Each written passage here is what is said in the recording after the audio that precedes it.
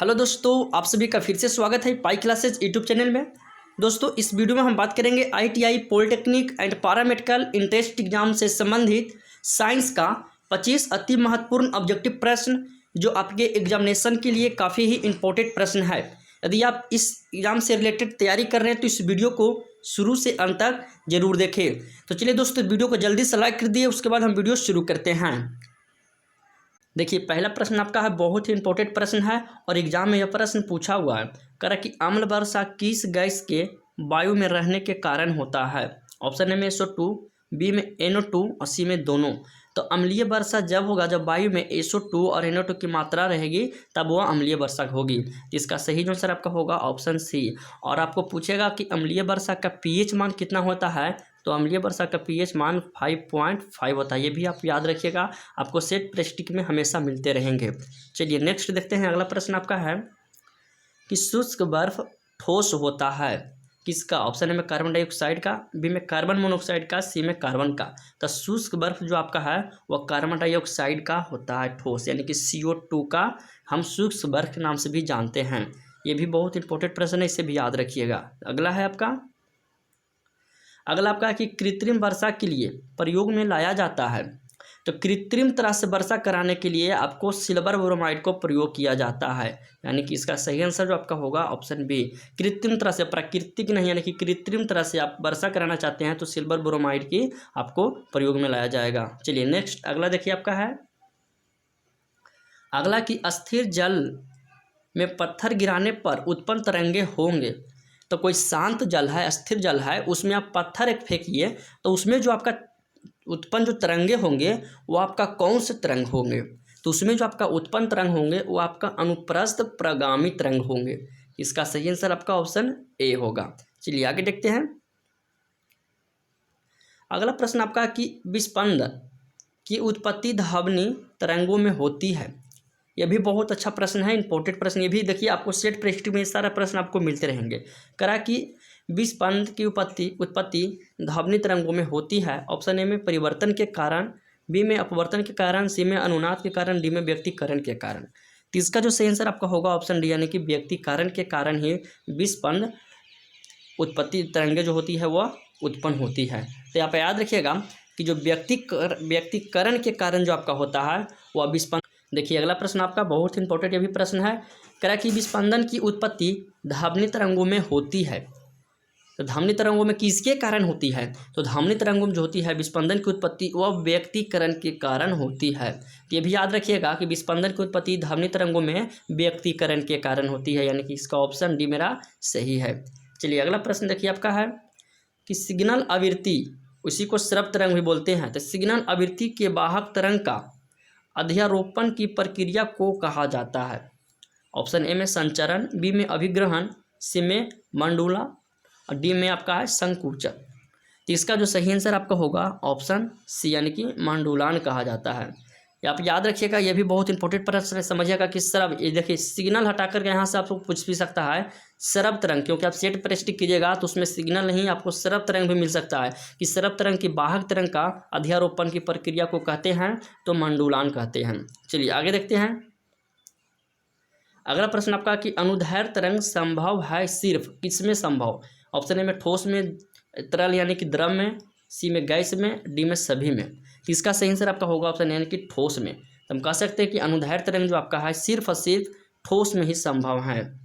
चलिए आगे देखते हैं। अगला प्रश्न आपका है कि तेज हवा वाली रात्र में ओस नहीं बहती क्योंकि। ऑप्शन पढ़ना पड़ेगा। ऑप्शन ए में क्या है कि बाष्पीकरण की दर तेज होती है, बी में हवा में नमी कम होती है, सी में तापमान उच्च रहता है, डी में आकाश साफ नहीं होता है। तो इसको समझिएगा, इसका जो सही आंसर होगा आपका ऑप्शन ए होगा, यानी कि तेज हवा वाली जो रात होगी उसमें ओस नहीं रहेगी। इसलिए नहीं रहेगी क्योंकि बाष्पीकरण की दर जो आपका होता है वह तेज होता है, इसीलिए तेज हवा वाली रात में ओस नहीं बहती है। चलिए आगे देखते हैं। अगला प्रश्न आपका कि ठंड के दिनों में लोहे के गुटके और लकड़ी के गुटके को प्रातः काल में छुए तो लोहे का गुटका ठंडा लगता है। ये बहुत इंपॉर्टेंट प्रश्न है, ध्यान दीजिएगा। ऑप्शन जरा पढ़ना पड़ेगा, ऑप्शन पढ़िए इसका। देखिए कह रहा है कि ठंडे के दिनों में लोहे के गुटके, आप प्रैक्टिकल खुद कीजिए, प्रैक्टिकल करके देखिए कि ठंडे के दिनों में एक लोहा के गुटका लीजिए और एक लकड़ी का गुटका लीजिए और उसको प्रातःकाल में छूइए, लोहा के गुटका को लकड़ी के गुटका को दोनों को छूइए, देखिएगा उसमें कि आपका जो लोहे का गुटका होगा वह ठंडा लगता है, क्योंकि अधिक ठंडा लगेगा लकड़ी के तुलना में, तो इसलिए अधिक लगता है। ऑप्शन जरा पढ़िए, आपको इसका आंसर खुद ऑप्शन में ही छुपा हुआ है। तो देखिए ऑप्शन क्या ए में है कि लोहे के गुटके ताप लकड़ी के गुटके के कम होते हैं, और बी में क्या कि लकड़ी के तुलना में लोहे उष्मा का अच्छा चालक है। हाँ, तो इसका सही जो आंसर आपका होगा बी होगा। इसलिए देखिएगा लकड़ी जो आपका है, लकड़ी के तुलना में जो लोहा है उष्मा का बहुत ही अच्छा चालक है, इसीलिए ठंडे के दिनों में लकड़ी की तुलना में लोहे के गुटका ठंडा लगता है। चलिए आगे देखते हैं। अगला प्रश्न आपका है कि पहाड़ी स्थानों पर जल का क्वथनांक कम होता है, क्योंकि पहाड़ी स्थान पर, ये प्रश्न देखिए हम पिछले वीडियो में भी करा चुके हैं, बस पूछने का थोड़ा लैंग्वेज आपका अलग था और इसमें कुछ अलग है। तो देखिए पहाड़ी के पर जो जल का क्वथनांक होता है, बॉइलिंग पॉइंट होता है, वह कम होता है। इसलिए कम होता है कि वायुमंडल का दाब कम होता है, यानी कि ऑप्शन बी मेरा बिल्कुल सही होगा। देखिए पृथ्वी की सतह से आप जितना ऊपर जाइएगा उतना आपको वायुमंडल दाब आपका घटता जाएगा। यदि वायुमंडल दाब घटेगा तो बॉइलिंग पॉइंट का जो होगा वह कम जाएगा। चलिए आगे देखते हैं। अगला प्रश्न आपका कि पानी का घनत्व अधिक होता है, तो पानी का जो घनत्व आपका होता है 4 डिग्री सेंटीग्रेड पर अधिक होता है, यानी इसका आंसर जो होगा ऑप्शन बी बिल्कुल सही है। चलिए आगे देखते हैं।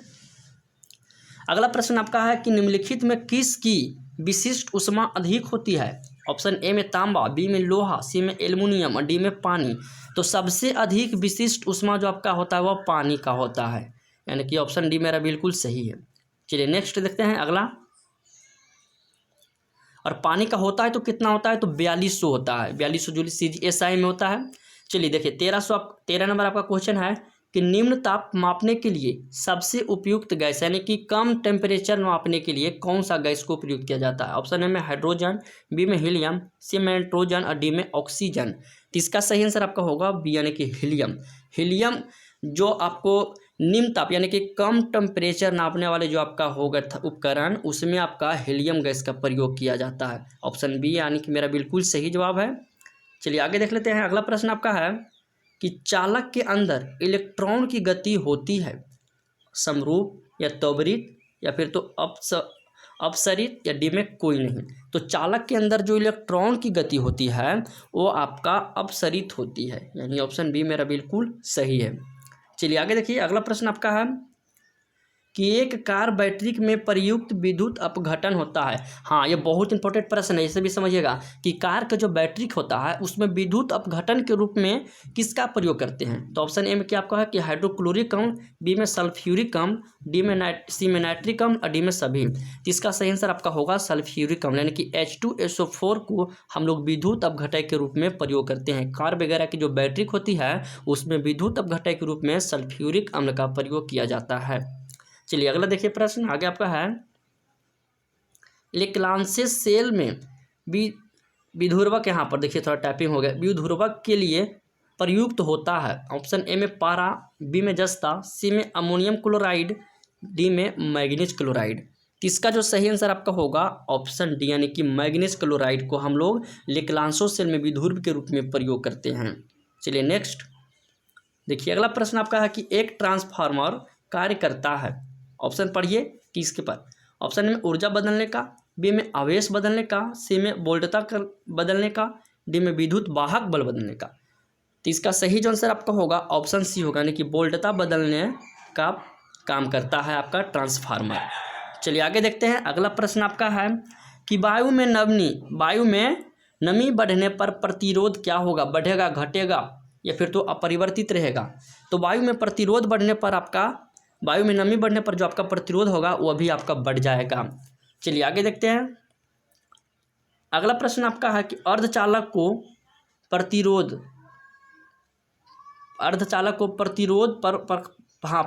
फूल पर प्रकाश पड़ने से जाता है। समझिएगा इस प्रश्न को,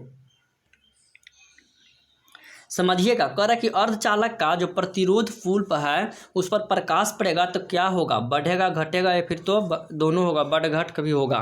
तो इसका जो सही आंसर आपका होगा ऑप्शन होगा, यानी कि बढ़ जाएगा। अर्धचालक का प्रतिरोध जो होगा उस पर प्रकाश पड़ेगा तो वह क्या होगा, बढ़ जाएगा। चलिए आगे देखते हैं। अगला प्रश्न आपका है कि विद्युत संस्थापन में फ्यूज वायर प्रयोग करने का उद्देश्य है? ऑप्शन ए में विद्युत धारा के भवनों को नुकसान से बचाना। जी हाँ, तो बिल्कुल आपका ये ही सही हो जाएगा।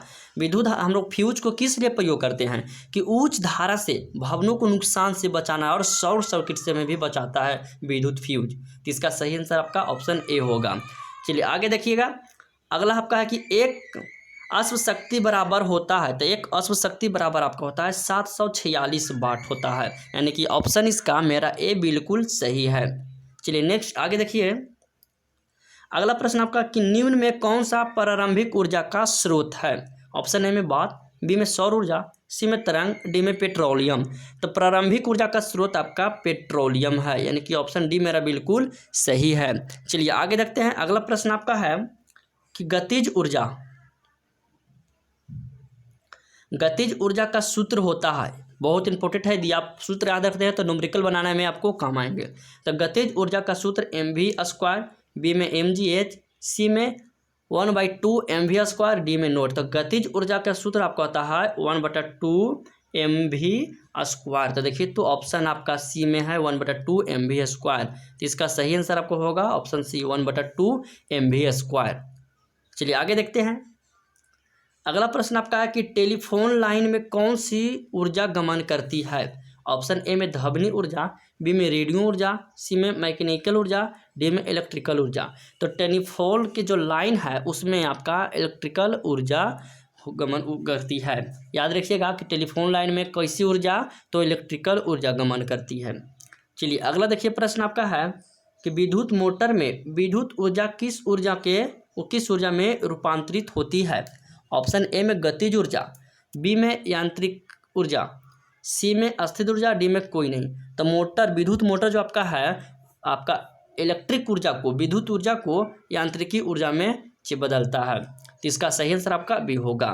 तो दोस्तों, यदि ये वीडियो पसंद आए तो इस वीडियो को लाइक करें और अपने दोस्तों में ज़्यादा से ज़्यादा शेयर करें। तो धन्यवाद, अगले वीडियो में हम फिर मिलेंगे।